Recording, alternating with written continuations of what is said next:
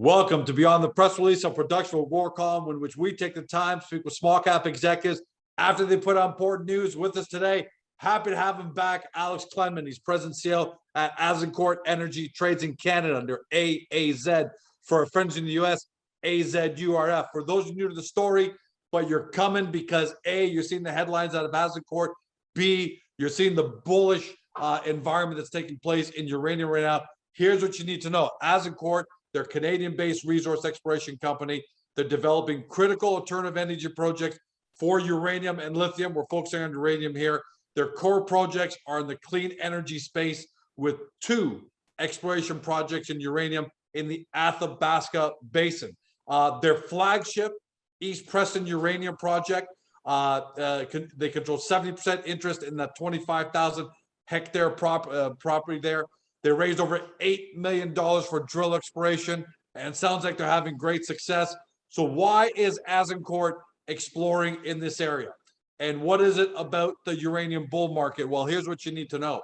The uranium market right now, limited supply, growing demand. You know what that means? Higher spot prices. In fact, Rick Rule was on BNN the other day, and I watched him. He said the next 2 years, he's bullish, very bullish on uranium.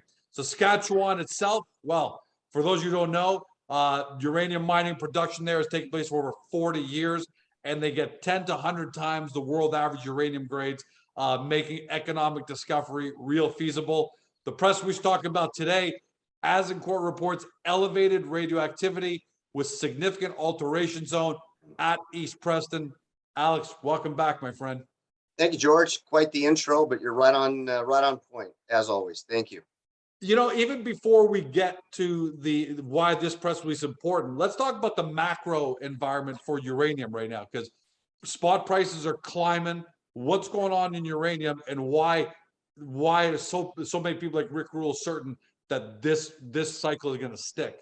Right. Well, you know, it's been years to get here, and you could see, you know, 4 years ago, people were talking that I was talking to. We're talking about this looming supply deficit, and so, you know, it's taken a little longer. We've had several false flags, false starts, but it appears now that we're actually there. A $50 spot has brought a lot of eyeballs back. That was a very much a psychological number, and we get there. But it's also, you know, a real number, because a lot of the mines in the Athabasca aren't profitable until you get north of $50. So, you know, we're headed to an area that needs to be gotten to. And listen, we know what's going to drive this spot price, and it's going to be the buying out of the U.S. utilities. And when they start to ink these long-term contracts, if you think, and if I think, that the producers are going to sell the first opportunity they can at 55, that's for long-term contracts, it's probably not going to happen. They're going to want to ink these at a much higher price, and there's no reason why that can't happen. Well, what do they see coming that the rest of us may not know? Because that's what I love about these Agoracom interviews, that we're discovering new companies within breaking out new industries. What is it that they see, and why they wouldn't just sell out at $55? Yeah, because they've waited 10 years in a bear market. You know, we had $18, $20, $22 spot for years. And that's just not an economic number to mine. So you can't do it. Now, supply had been sort of holding the fort for a long time, but you go back, you look historically at big spikes in the spot price, and you can see a lot of 10-year contracts are signed at the highs, and that's not by accident. That's because, you know, the producers want to maximize. Utilities don't mind all that much, only 5 to 10%, if that, of their overall cost to run those utilities goes to the fuel they buy. So it's a win-win there, and I think we can expect a much higher price. So this headline, look, to anybody who doesn't understand, including me, what elevated radioactivity is in a significant alteration zone, you had a great quote. I love the fact, so I'm going to read the excerpt here to get into it. Finding this broad zone of strong alteration is significant development, because alteration features are a crucial guide to locating uranium mineralization. We can all understand that. Yeah. I like this line. Given what we know about alteration zones and their relationship to some very well-known discoveries, finding this at East Preston is certainly an encouraging development. Yeah. So amazing way to explain it. Give us some more color as to how important this is. Certainly. So the narrative or the story at East Preston has been every bit of work we've been doing over the years has been incrementally vectoring ourselves towards the deposit or a deposit, potential deposit. So what we're doing is, we started with geochem. We've done some limited drilling. This year, we're doing the most drilling we've ever done. And we're starting to bear some fruit. And so, we're getting, we've had all sorts of pathfinder elements. We've seen evidence that uranium has flowed through. We've got graphitic structures. We've got all of the things that in the conductivity, the things you need to see to find a uranium deposit. Now we're finding probably the most critical things you need. That is alteration. Alteration it happens when these massive fluids come ripping through a zone, and you're looking for the area where the uranium drops. So we're getting this alteration. We're getting localized hematite, which is also a great sign. You find that often within and near alteration zone and uranium deposits. Alteration is like a halo around the deposit. So now that we find the alteration, and it's quite strong, and it has radioactivity. Now, to put the radioactivity into perspective, we're talking about 10 times background levels. So that's not, there are other radioactive elements, potassium and other things, thorium, for example, there's thorium in the area, but they're not going to be by themselves necessarily responsible for a 10 times background hit or several hits, as we've seen. So we've now moved some drill pads over into the area. We're seeing the alteration and the elevated radioactivity. We're going to concentrate there. We think this is where we need to be. And there's a couple of zones now that have, right now we're looking at about an 800-meter strike of this alteration, 100 to a little over 100 meters thick in places. This is actually a really good development. I mean, it's technical. We're talking about geology. So it's not really important, right? It's that, but this is a really important piece of the treasure hunt. They put it this way. Here's an easy way to explain it. If prior to finding this alteration, we ran into a nice mineralized run in a drill hole, we'd probably be shocked because it would seem odd in its placement. Now, if we run into a large run of mineralization, we're not shocked because we're seeing the right environment for it. So this is why the crew on the ground were excited. This is why we're excited, and we're drilling deeper. We're moving pads, and you don't drill deeper and move drill pads for bad reasons. We're doing it for the right reasons. And I want to explore this tiny part of your quote, alteration zones and the relationship to some very well-known discoveries. Right. So let's talk about that, because I think that's in there for a reason. Yeah. Not that you're discovery stage yet, but how critical is. Let's talk about some prior successes of what you've seen. No, it's a great point. I'm glad you brought it up. So Key Lake, Millennium, McArthur River, some of the bigger, more well-known deposits in the basin were all basically discovered by what they call chasing that alteration. You either chase it across where cross structures come, or you're tracing it deeper, or you're chasing a long trend. And all three of those scenarios resulted in some very critical, big, impactful discoveries. So naturally, when we start to see alteration like this, it's encouraging. We feel we're onto something here, and it's just, I think, a matter of time. Obviously, we'll wait to see what the assay results come back in April with before we make any definitive calls on what's going on. But we wouldn't be surprised if we've got greater levels of uranium in those holes than we've seen to date. We'll wait to see exactly what they are, but it's definitely encouraging. And does that potentially explain the real big increase in volume over the last couple of days? Because clearly people who know uranium are seeing something they like. Yeah, I think a little bit of both.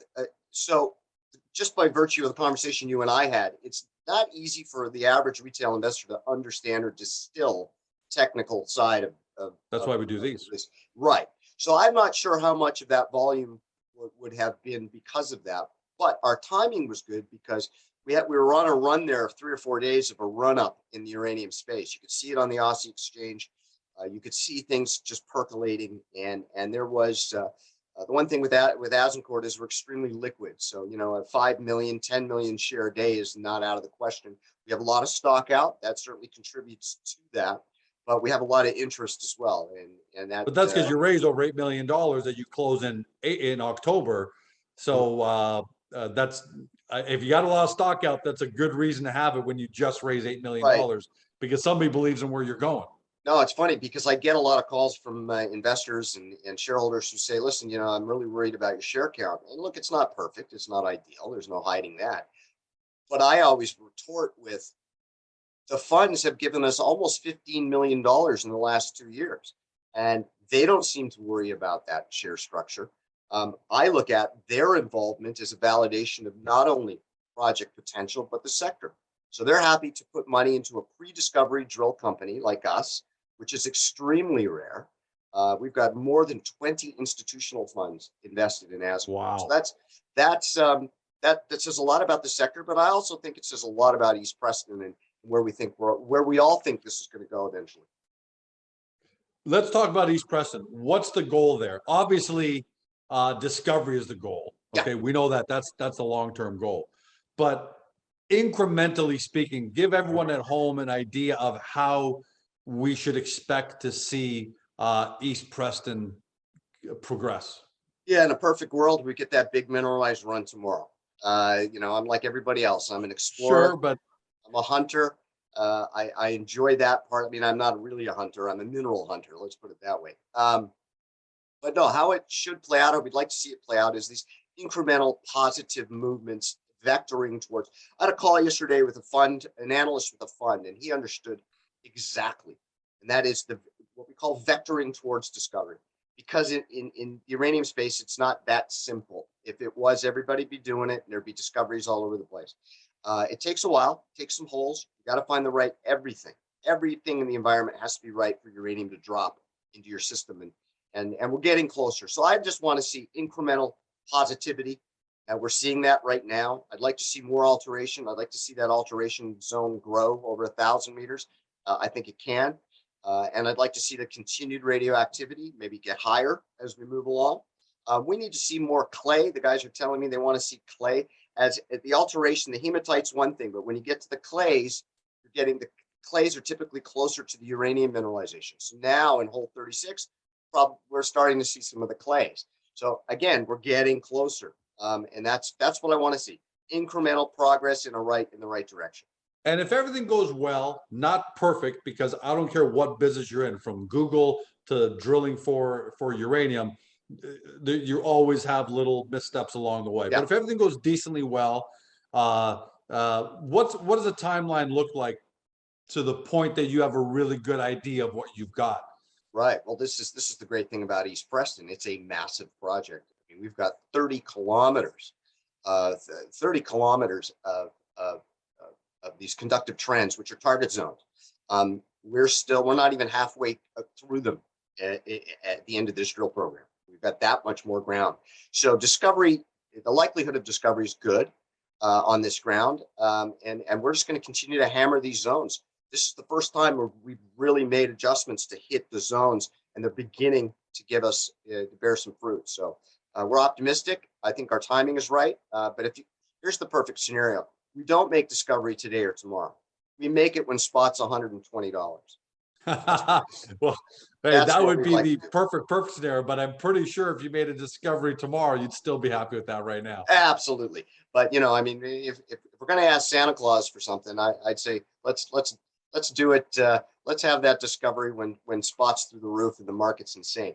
It's already. By the way, because you're saying that, are there, you know, a lot of us don't, the spot price of uranium is not like gold and silver and copper where you can just go onto most websites and it's readily available. So what are analysts or uranium, specialists projecting for the price of uranium going forward? And I know this is not your projection, but if you got any insights into the industry, that would be helpful. No, they're all over the map. In 2007-8, spot hit 120. It was 70 something in 2011-12. I think there's a lot of pent up energy, and the number of contracts that need to be renewed is quite large. If it isn't record levels, it's close to it. So I think that combination of the pent up energy in the space, the reality that so many contracts have expired and are expiring, may conspire to drive that price up back to 2007 levels. And when you've got Sprott's Physical Trust buying pounds as they are, you've got $50 spot, which is that's a great number. But if we see a 52, 53 in the next week or two, that every little move up is going to amplify this sentiment, and we all know how important sentiment is. By the way, what is East Preston? And I know you don't know enough about it yet, but projects like East Preston in that area, for example, where do you guys generally need spot price to be at for projects like East Preston to be financially successful? Yeah, no, hard to say. And only Yeah, I know it's still a because little bit early. yeah, only because you look at what's happening elsewhere. I mean, some of the bigger mines, it's 50 is the magic number, $55. So that's their break even point. So but again, it's the nature of the mineralization, the size, the accessibility. Right. Still A a lot lot of things go factors. into that. Yeah. You have a second project in Saskatchewan. We're focusing on the flagship because hey, flagships are flagships. You're finding this drill results coming out in April, so obviously but not many of us are aware of the second project. Let's talk a little bit about that and Yeah. what its status is, just a little bit. And I'm sure at some point we're going to have deeper conversations. Yeah, no, I'd love to. Now, late last year, we picked up the option to earn 75% of the Hatchet Lake project. It's in the northeastern part of the basin. It's just outside the basin, just like basically East Preston is, which is good. You want to be on the fringe. There's less overburden, shallower holes, but well established now that there's mineralization in these environments. So the northeastern side of the basin, we're right on this very important corridor where all of the production and the mines in the basin are. So they're all clustered on this northeast trending zone that goes through the basin, and we're just in that zone. So we're close to a lot of production, close to a lot of mines. It's 14,000 hectares, so it is district scale. It's drill ready. Part of there's been 2.4% uranium boulders found on the project, so there is uranium there.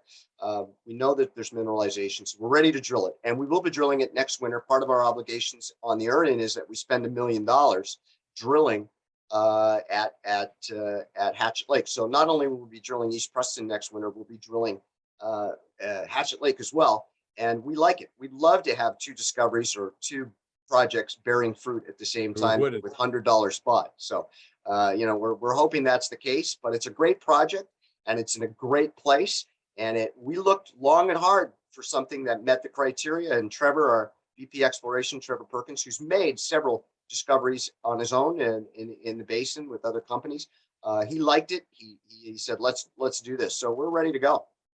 Yeah, and I like that kind of third party validation there, because if he's done it before, he doesn't need to waste his time just searching for treasure, hoping to find a hit somewhere. Right.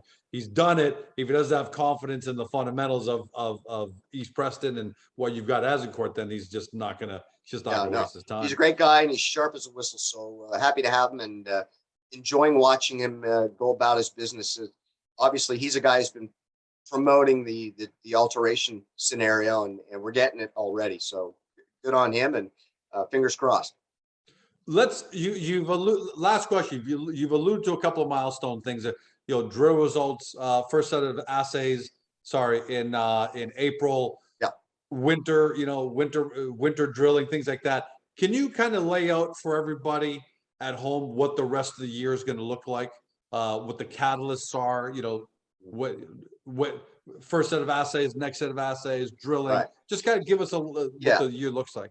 We'll be getting assay results, April, May, and maybe into June, depending on how backed up the labs are. And I have a feeling that the labs are going to be pretty busy towards late spring, as so much capital is pumped into the sector and into the basin. There's so much drilling going on. The labs are going to be busy. So there's that. We're going to be looking at the potential for summer programs. We're not quite sure where and when we can do it. We're well funded. We've got north of 10 million in the bank, so we can do that. And then really, it's just the biggest impact on us and everybody else in our space is sentiment and spot price. That'll drive the market more than just about anything. So if you can put some good results out into that, it bodes well. So summer drilling, I guess, is going to be incumbent on what the next set of Well, assays yeah, show, no, right? summer drilling is a little bit more difficult to peg, and only because a lot of the communities, local communities in the area, that ground is used. In the winter, it's not so much used, so it's harder to go in. We don't want to disrupt the communities who live there, and we want to respect that space. So you can get work done. We're going to be looking at it. If you asked me today what it looks like, I couldn't tell you, but we're capitalized. We can certainly do it. Is it worth going in? Can it push the project forward? We also have Hatchet Lake as well to do the same thing. So we'll be looking at getting some work done this summer, but more importantly, these winter windows is where the meat is on the bone. And in the meantime, Alex, we're going to be, we're going to celebrate these results today, right? I mean, the reports of elevated radioactivity and the Yeah. significant alterations. That's a great start. Yeah. You got cash in the bank. You got believers in terms of over 20 institutions that are invested in Azincourt. So the table is set, and we got this bullish environment in the uranium as far as the macro goes. So it looks like, all things are go. It's just a case of execution now. Can't wait to have you back when the assays come out, my friend. Fingers crossed that we get the market we want, we get the results we want. But you know what? Looks pretty good. So far so good. I got to can't wait to have you back. Thank you, George. Appreciate it. As always, love spending time with you. Thank you. For everybody at home, you've been watching or you've been listening by podcast on Spotify, Google, Apple, your favorite podcast platform. To Alex Klenman, he's president and CEO of Azincourt Energy, trades in Canada under AAZ, trades in the US under AZURF. For those of you new to the store and you want to do your due diligence, 2 easy and great ways to do it. First, get to the company's profile page on Agoracom, because like all projects like this, all companies like this, there's a lot of information there, and we've got it nicely laid out for you and a good 5-minute read with great images and everything you need. So you have that good 1,000-foot overview. And then once you've got that under your belt, head over to the Azincourt website from Agoracom, do your deep dive due diligence, because if you believe in the future of uranium and nuclear and the role it's going to play in the renewable energy and where the world's going, then you got to take a look at Azincourt. It's in the right place. It's in the Athabasca Basin in Saskatchewan. It's got the funding behind it. It's got the projects behind it. We can't tell you any more than that. You got to do your due diligence. Just don't say 12 months from now we didn't tell you so. Have a great day. See you next time. Hey guys, the video's over, but don't forget to help your company by liking it and even leaving a comment below. And then don't forget to help yourself by subscribing to our YouTube channel so you never miss another great Agoracom small cap video.